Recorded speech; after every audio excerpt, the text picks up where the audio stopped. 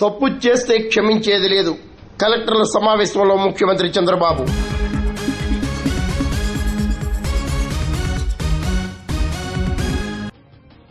ప్రజలకు మంచి పాలన అందించేందుకు ప్రతి ఒక్కరూ సహకరించాలని, తప్పులు చేస్తే క్షమించేది లేదని రాష్ట్ర ముఖ్యమంత్రి చంద్రబాబు హెచ్చరించారు.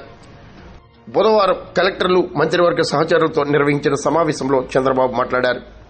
ఉప ముఖ్యమంత్రి పవన్ తదితరులు పాల్గొన్నారు. కాబట్టి నేను ఎక్కడా కాంప్రమైజ్ కాను. Be clear all of you. మీలో కూడా సమర్థత పెంచుకోవాలి. తప్పు చేసిన వాడిని మాత్రం ఎట్టి పరిస్థితిలో చట్ట ప్రకారం శిక్షించాలి. తప్పులు జరగకుండా చేసే బాధ్యత ఈ అధికార యంత్రాంగం పైన ఉంది.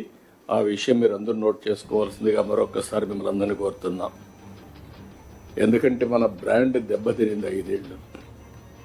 బయట పోతే అవహేళన చేసే పరిస్థితికి వచ్చారు.